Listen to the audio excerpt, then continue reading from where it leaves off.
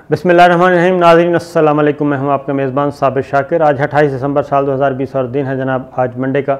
आज आपसे गुफ्तगू करते हैं। पाकिस्तान के दुश्मन पाकिस्तान पर हमलावर हैं और जो कुछ पाकिस्तान आलमी दुनिया को बताता रहा वो सारी बातें अब दुरुस्त साबित हो रही हैं कि पाकिस्तान पे किस तरीके से हमले किए जा रहे हैं।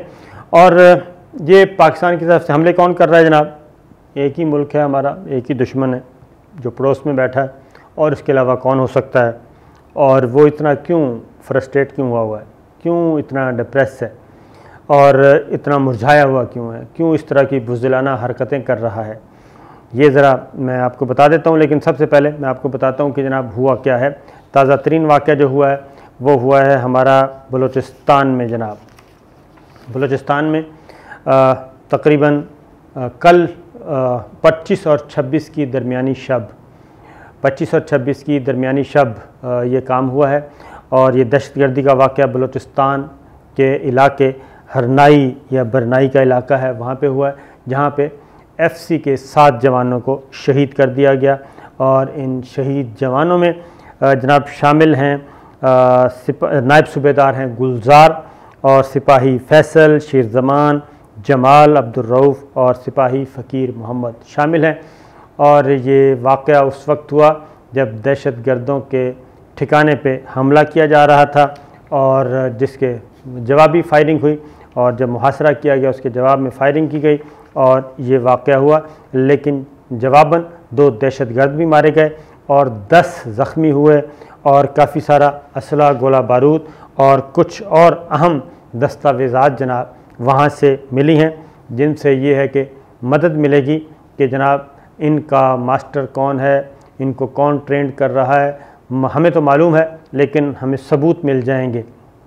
ये एक और वाक़या भी हुआ, वो एक इत्तफाकी हादसा था। लेकिन ये बता दूं कि जनाब ये बलूचिस्तान ख़ास तौर पे टारगेट है और टारगेट इसलिए है कि आपको मालूम है कि गवादर पोर्ट जो है वो फ़ाल हो चुका है, वो फंक्शनल हो चुका है, CPEC फंक्शनल हो रहा है और ये सारे मंसूबे मुकम्मल हो रहे हैं। और यही चीज़ दुश्मन को पसंद नहीं।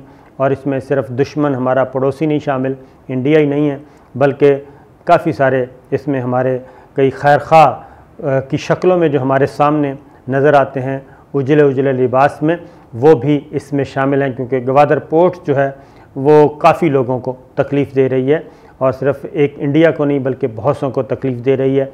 CPEC से भी बहुतों को तकलीफ़ है। तो उसका एक तरीका तो यही है। एक और जो दहशतगर्दी का एक वाक़या ये हुआ, इससे पहले पाकिस्तानी फ़ोर्सेस ने जी एक बहुत ही कामयाब कार्रवाई की थी अवरान के इलाके में और वहाँ पे 7 दहशतगर्दों को हलाक कर दिया था। और उसके बाद मज़ीद दहशतगर्दों की वहाँ पे इत्तला थी और मुख्तलिफ़ ठिकानों को तलाश किया जा रहा है और इनको टारगेट किया जा रहा है, टारगेट करके इनको मारा जा रहा है। असला, गोला बारूद मैं आपको बता चुका हूँ और कुछ जदीद तरीन आलात भी बरामद हुए हैं वहाँ से। तो सूरत हाल क्या है? सूरत हाल ये है जनाब कि आपको मालूम है कि दुश्मन इंडिया है और ये वो अपने TV पे भी आके बोलते रहते हैं, उनके सोशल मीडिया पे भी इंडिया के जो माउथ पीस हैं वो बोलते रहते हैं, बताते रहते हैं, उनके एनालिस्ट भी बताते रहते हैं, उनके रिटायर्ड फ़ौजी भी बताते रहते हैं जनाब हम ये दहशतगर्दी पाकिस्तान में कर रहे हैं। लेकिन चूँकि ऊपर लाइन सीधी है, ऊपर सारे जो ये दहशतगर्द टोला है वो इकट्ठा है, इसलिए उनको कोई पूछने वाला नहीं है। और फिर यह है कि इधर हम कमज़ोर हैं हर एतबार से, मुआशी एतबार से भी, और दूसरा हमारा कसूर यह है कि मुसलमान हैं। तो ये सारी काम हो रहे हैं और होते रहेंगे। लेकिन ये सारा क्यों हो रहा है? बलूचिस्तान ख़ास तौर पर पाक अफ़गान बॉर्डर जनाब ये टारगेट है। पाक ईरान बॉर्डर पे ये वाक़यात होते हैं, पाक अफ़गान बॉर्डर पे होते हैं, कबायली इलाका जात में होते हैं और फिर बलूचिस्तान में ख़ास तौर पे पाक अफ़गान बॉर्डर के अलावा भी, पाक ईरान बॉर्डर के अलावा भी होते हैं। तो ये क्यों हो रहे हैं? और पहले तो बहुत ज़्यादा होते थे लेकिन अब फिर उसमें शिद्दत आ रही है। तो एक तो ये बता दूं कि पाक अफ़गान सरहद पे पाकिस्तान ने जनाब काफ़ी ख़र्चा किया है और 83% काम जो बाड़ लगाने का, आहनी बाड़ लगाने का जंगले बाकायदा तौर पे, जैसे आपने देखा होगा बड़ी बड़ी इमारतें होती हैं तो उनके बाहर ग्रिल लगी होती है जंगले की, तो वही आहनी जंगले जो हैं वो लगाए जा रहे हैं। और ये 2600 किलोमीटर की तवील सरहद है, पाक अफ़गान सरहद, और आलमोस्ट तकरीबन ये काम मुकम्मल हो चुका है और अगले 2 महीनों में ये 100% मुकम्मल हो जाएगा। पाकिस्तान अपनी साइड पे तो ये काम कर रहा है और पाक ईरान बॉर्डर पे भी अब यही काम कर रहा है, आहनी बाड़ लगाएगा ताकि ये पता चल सके कि जनाब दहशतगर्दी में कौन मुलव्वस है। पाकिस्तान अपनी सरजमीन दहशतगर्दों के ख़िलाफ़ इस्तेमाल कर रहा है या पड़ोसी मुल्क बाकी जो हैं वो कर रहे हैं, क्योंकि पाकिस्तान जिसका जो अपनी साइड से क्लियर हो वो ये काम करता होता है कि अपनी हिफाजत करता है ताकि हम पे कोई हमला ना हो। तो ये इसी तरीके से ये ऊंचाई इसकी जनाब 3 मीटर है और मुसलसल ये काम किया जा रहा है और ये काम इंशाअल्लाह मैंने आपको बताया 2 महीने में मुकम्मल हो जाएगा। लेकिन जैसे जैसे पाकिस्तान अपनी बाउंड्री को महफूज कर रहा है, दुश्मन को उतनी ही ज़्यादा तकलीफ़ होती है। इसलिए पाकिस्तान मुसलसल कामयाबियाँ हासिल कर रहा है जी, और वो कामयाबी हासिल कर रहा है। ख़ास तौर पे डोजियर्स दिए हैं पाकिस्तान ने इंडिया की दहशतगर्दी में इन्वॉल्वमेंट के हवाले से। वो तमाम अहम ममालिक को अहम फोरम्स पे जा चुके हैं, अक़वाम मुत्तहिदा, यूरोपीय यूनियन, बरतानिया, अमेरिका, हर जगह। और कौमी जो सलामती कौंसिल है अक़वाम मुत्तहिदा की, उसके 5 मुस्तकिल मेंबर्स उनको भी दिए जा चुके हैं। फिर ये भी कि फिर डिसइंफो लैब का मामला आ चुका है, यूरोपीय यूनियन के फोरम से आ चुका है कि किस तरीके से इंडिया जो है वो दहशतगर्दी में मुलव्वस है और कितनी फ़ेक NGOs के ज़रिए, फ़ेक अकाउंट्स के ज़रिए, 5th जनरेशन जंग, हाइब्रिड जंग, इसके ज़रिए ये सारे काम कर रहा है। और बाकायदा तौर पे ये इसका खासा अरबों डॉलर इसने मुख्तस किया हुआ है, जिसका वाहिद मकसद पाकिस्तान को और चीन को गैर मुस्तहकम करना है। और उसके ज़ाहिर है इंडिया की अपनी इतनी सख्त नहीं, उसके पीछे और भी लोग शामिल हैं। तो जब से ये सारे काम हुए हैं तब से इंडिया को मज़ीद तकलीफ़ हो चुकी है और पाकिस्तान के मामलात बाकी भी बेहतर हो रहे हैं। सऊदी अरब के साथ ताल्लुकात बेहतर हो चुके। मैंने आपको बताया था कि जो कुट्टी शुट्टी चल रही थी वो ख़त्म हो गई है और दोबारा सरमायाकारी आ रही है, ऑयल रिफाइनरी लगाने का काम। इसी तरीके से बाकी ममालिक के साथ भी, तुर्की के साथ एक जॉइंट वेंचर चल रहा है दिफाई शोबे में। और इंडिया को और क्या तकलीफ़ है, अंदरूनी तौर पे इंडिया को क्या मसाइल हैं, और इंडिया को ये मसाइल हैं जनाब, आपको किसानों की तहरीक का तो पता ही है। कश्मीर के मामले में आपको पता है कि इंडिया किस हद तक शिकस्त खुर्दा हो चुका है कि तकरीबन 1.5 साल होने को है, 1.5 साल गुजर चुका, लेकिन इंडिया मकबूजा कश्मीर के 1 इंच पे भी कंट्रोल हासिल न कर सका अपनी तमाम तर ताकत के इस्तेमाल के बावजूद। दिल्ली का मुहासरा किया हुआ है वहाँ के किसानों ने, जिसमें सिखों की बड़ी तादाद है, अब तो बाकी तमाम किसान भी शामिल हो चुके हैं। दिल्ली का मुहासरा किया हुआ है उन्होंने, 1 माह का अरसा हो गया है।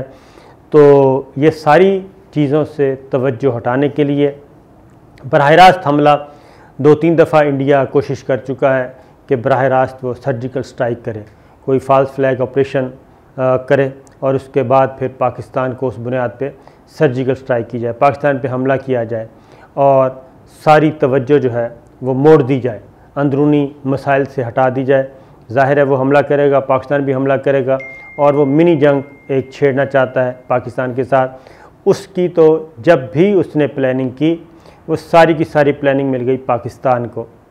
कुछ बराह रास्त हमारे अपने भी वहाँ पे अच्छे सोर्सेज हैं, वो तो सिर्फ सोशल मीडिया पे बैठ के वो क्या कहना है प्रोपेगेंडा कर सकते हैं, लेकिन हमारे वाक़तन वहाँ पे सोर्सेज मौजूद हैं। इंडियन फोर्सेस में भी हैं, इंडियन एस्टेब्लिशमेंट में भी हैं, पॉलिटिकल एंड पे भी हैं। और इसीलिए जो भी इंडिया प्लान करता है उसका फुटप्रिंट हमें ज़रूर मिल जाता है किसी ना किसी तरीके से। तो 3 दफ़ा वो ये अटैम्प्ट कर चुका है कि पाकिस्तान पे कोई ना कोई बराह रास्त हमला किया जाए और सारी तवज्जो मोड़ी जाए। पाकिस्तान ने 3 दफ़ा ऐसा किया कि इंटरनेशनल फोरम्स पे आके आलमी ज़राए अबलाग के सामने ये सारा प्लान उनका खोल दिया। और ये सिर्फ लोअर लेवल पे नहीं, ये सिर्फ सोशल मीडिया के ज़रिए नहीं फैलाया गया जी पाकिस्तान की तरफ से, बल्कि वज़ीर ख़ारजा की सतह पे वज़ीर ख़ारजा शाह महमूद कुरैशी ने दुबई अबूज़ाबी में ये बताया, सबको बताया, दूसरे मुल्क में जाके बताया, उस मुल्क में जाके बताया जिसके साथ भारत की बहुत ज़्यादा पींगें बढ़ रही हैं, UAE, उसमें जाके बताया कि जनाब हम आगाह हैं। हो सकता है उसमें UAE को भी कुछ कन्वे करना हो, और तो उसका कोई नज़र नहीं आता। तो army chief general Qamar Javed Bajwa ये बात कह चुके हैं, वज़ीर आज़म इमरान ख़ान तक ये बात कह चुके हैं, और ये सारी चीज़ें हम इंटरनेशनल फोरम्स पे फ़र्स्ट हैंड इंफॉर्मेशन की बुनियाद पे उनको इन्फॉर्म करते रहे कि इंडिया ये चाहता है। तो जब ये सारी चीज़ें होती हैं तो इंडिया को फिर हिम्मत नहीं होती जी कि वो बराह रास्त कोई हमला करे, फिर वो इस तरह की बुज़दिलाना किस्म की कार्रवाइयाँ करता है। और ख़ास तौर पे 25 दिसंबर को जो आर्मी चीफ़ ने, जनरल कमर जावेद बाजवा ने एक स्टेटमेंट इशू किया था, और वो स्टेटमेंट ये था कि आर्मी चीफ़ ने ये कहा था कि दुनिया की कोई ताकत पाकिस्तान को ख़त्म नहीं कर सकती, पूरी कौम कायद का यौम पैदाइश भरपूर जोश व जज्बे से मनाएगी। और उन्होंने कहा कि पाकिस्तानी कौम कायद आज़म मोहम्मद अली जिन्ना की उम्मीद, जुर्रत, एतमाद के पैगाम पर अमल पैरा है। ईमान, इत्तेहाद, नज़्म व ज़ब्त हमेशा हमारे बुनियादी असूल रहेंगे। तो ये ख़ास तौर पे ये जुमला बयान करने की नौबत क्यों आई थी, और वो नौबत इसलिए आई थी कि हमें मालूम है कि हमारा दुश्मन इस वक्त क्या सोच रहा है, क्या करना चाहता है, और इसीलिए वो ये बुज़दिलाना इक़दामात करता रहता है। फिर और भी फ्रस्ट्रेशन है इंडिया को, ये ख़ास तौर पे मैं बता दूं कि इसलिए वो बराह रास्त अटैक करने के हिम्मत नहीं है उसके जितने भी यहाँ पे टूल्स थे, उसके क्या कहना चाहिए बच्चे थे उनके जो इन्होंने यहाँ पे पाले हुए थे, वो सारे के सारे डिस्क्रेडिट हो गए हैं, पॉलिटिकल जो हैं वो डिस्क्रेडिट हो गए हैं, और वो अब रुस्वा हो रहे हैं जो कि इंडिया के लिए सॉफ्ट कॉर्नर रखते थे। और दूसरा ये कि ज़ाहिर है कुलभूषण भी हमारे पास है, और कुछ और लोग भी हमने पकड़े हैं। मैं आपको बता दूं, पहले भी आपको बता चुका हूं कि एक और इनका अहम तरीन आदमी जिसको ये न हम बताएंगे न वो अपना मुंह खोलेंगे, और वो भी हमारे पास है और इंतहाई अहम है। और ये इंडिया को मैं चैलेंज कर रहा हूँ, इंडिया की इस्टेब्लिशमेंट को। वो जो हमारे इंडिया के मेजर साहब बैठे होते हैं वो लंबी लंबी छोड़ रहे होते हैं, तो उन लंबी लंबी छोड़ने वालों को भी मैं कहता हूँ कि जनाब आपका एक अदद पीस हमारे पास है, पाकिस्तान के पास है, और उसके बारे में ज़रा अपने हाजिर सर्विस जर्नलों से, हाजिर सर्विस अफसरों से पूछें कि वो कौन है और पाकिस्तान ने उसको कहाँ से पकड़ा है और वो कितना आपके लिए अहम था। ये मैं आपसे ज़रूर कहूँगा कि जनाब आप लंबी लंबी नहीं छोड़ें, आप ज़रूर पूछिएगा और इसका जवाब दीजिएगा कि जनाब वो कौन है और क्या कर रहा था, कहाँ पे था, किस जगह पे था, और किस तरीके से फिर पाकिस्तानी फोर्सेस ने उसको पकड़ा, और वो हमारे पास है जी। तो इसको ज़रा ज़रूर मैं कहूँगा कि अगर मेरे इंडिया के जो जितने भी दोस्त हैं, एक तो संजीदा गुफ्तगू करते हैं, वो नहीं जो लंबी लंबी छोड़ते हैं, मैं उनसे कह रहा हूँ, क्योंकि संजीदा गुफ्तगू करने वालों को अंदाज़ा है। और मैं अभी भी यही कहता हूँ कि ये इस तरह से कुछ नहीं होगा। आप अमेरिका के हाथों खेलते रहेंगे, इसराइल के हाथों खेलेंगे, CPEC को ख़त्म करने की कोशिश करेंगे, और ये ख़त्म होना नहीं है, क्योंकि ये 71 मुल्कों तक फैला हुआ एक तिजारती नेटवर्क है, एक ट्रेड रूट है, और 71 मुल्कों में, और इसमें सिर्फ पाकिस्तान नहीं है, ये चाइना बुनियादी तौर पे आपको मालूम ही है, चाइना है, रशिया, फिर रशिया आपके साथ क्या कर रहा है। आप ये भी पूछें अपने बड़ों से कि जनाब सालाना इजलास जो है मुसलसल, जो दूसरा सालाना इजलास भारत और रूस का, वो क्यों मनसूख हो रहा है, और जो प्रेसिडेंट पुतिन हैं वो क्यों नहीं आए, और आप क्वाड के साथ क्या क्या कर रहे हैं। तो ये सारी चीज़ें अपने बड़ों से पूछें, ज़रूर पूछें, मोदी से पूछें, अजीत डोवल से पूछें, उनका सारे का सारा स्क्रिप्ट जो है वो पिट चुका है और पिटने जा रहा है। और ख़ास तौर पे मैं ज़रूर कहूँगा पूछें जनाब, तो आपको बहुत सारी सवालों का जवाब मिल जाएगा। ये बुज़दिलाना किस्म की कार्रवाइयाँ करना, 2-4 जवानों को शहीद कर देना, और इससे कोई अल्हम्दुलिल्लाह पाकिस्तान इतनी जल्दी इनसे परेशान नहीं होगा, क्योंकि हमने 9/11 के बाद जो एक बहुत खौफनाक दौर था वो हमने गुजार लिया है, और उस पीरियड में हम पे शदीद तरीन ख़तरात थे, इंटरनली भी और एक्सटर्नली भी। उससे हम गुज़र गए और उसके लिए हमने बड़ी कुर्बानियाँ दी हैं। हमारे अफ़वाज पाकिस्तान ने, सिक्योरिटी फोर्सेस ने, नीम सिक्योरिटी फोर्सेस ने, हमारे सिविलियन इदारों ने, हमारे असातिज़ा ने, हमारे डॉक्टर्स ने, हमारी पुलिस ने, हमारे आम शहरियों ने बहुत कुर्बानी दी है। उससे हम निकल चुके हैं।